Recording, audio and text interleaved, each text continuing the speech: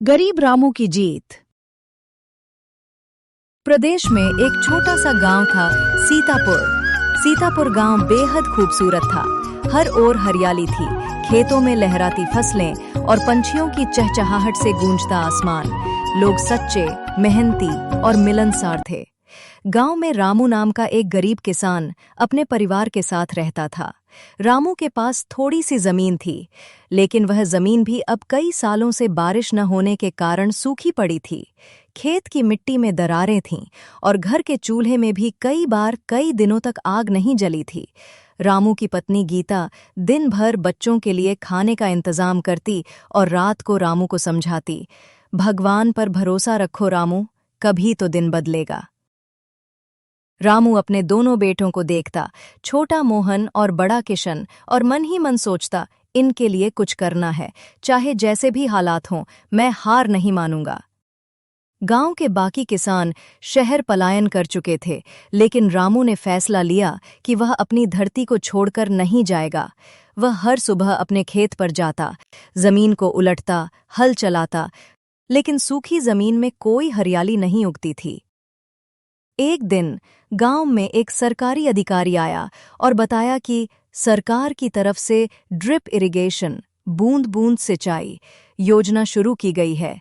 अगर कोई किसान इसमें हिस्सा लेना चाहे तो कर्ज पर उपकरण मिल सकते हैं। गांव के लोग डर के कारण पीछे हट गए। कर्ज? अगर फसल नहीं हुई तो कैसे चुकाएंगे? लेकिन रामू ने हिम्मत दिखाई। उसने फार्म भरा, कुछ जमीन गिरवी रखी और ड्रिप सिस्टम अपने खेत में लगवा लिया। अब रामू हर सुबह तय समय पर पानी की एक एक बूंद को जमीन तक पहुंचाता। उसने खेत में मूंगफली और बाजरे की फसल बोई। गांव वाले उसका मजाक उड़ाते और कहते, ये तो पागल हो गया है, सूखी जमीन पर खेती कर रहा है। लेकिन रामू अपने काम में लगा रहा। वह वैज्ञानिक तरीके से खाद डालता, समय पर सिंचाई करता और पौधों की देखभाल करता। धीरे धीरे खेत में हरियाली आने लगी, पौधों में जान आ गई और लोगों की आंखें खुलने लगीं। 3 महीने बाद जब फसल तैयार हुई तो रामू के खेत से अच्छी पैदावार हुई। उसने मूंगफली बेचकर 40,000 रुपए कमाए और बाजरे से अपने घर का अनाज भी भरा। गांव के प्रधान ने रामू को पंचायत में बुलाया और कहा, रामू, तुमने तो कमाल कर दिया, पूरे गांव को रास्ता दिखा दिया। अब बाकी किसानों को भी यही तरीका अपनाना चाहिए। रामू मुस्कुराया, मैंने कोई बड़ा काम नहीं किया सरपंच जी, बस अपनी धरती से रिश्ता नहीं तोड़ा। मेहनत और भरोसे ने मेरा साथ दिया।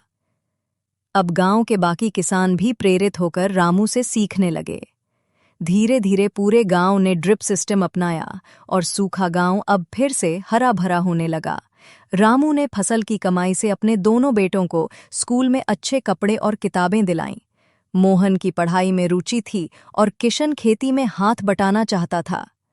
रामू ने उन्हें कहा, एक खेत से जुड़कर धरती को समझेगा और दूसरा शिक्षा से आगे बढ़ेगा, यही असली जीत है।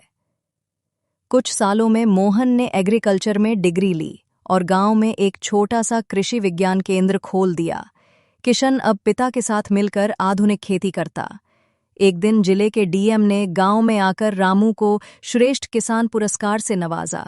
सब लोग तालियां बजा रहे थे, लेकिन रामू की आंखों में आंसू थे। ये खुशी के आंसू थे। रामू ने मंच पर कहा, मैं तो सिर्फ एक किसान हूं। मैंने धरती से प्यार किया और उसने मुझे इज्जत दी। अगर हम अपनी मिट्टी का साथ दें तो वो कभी हमें खाली हाथ नहीं लौटाती।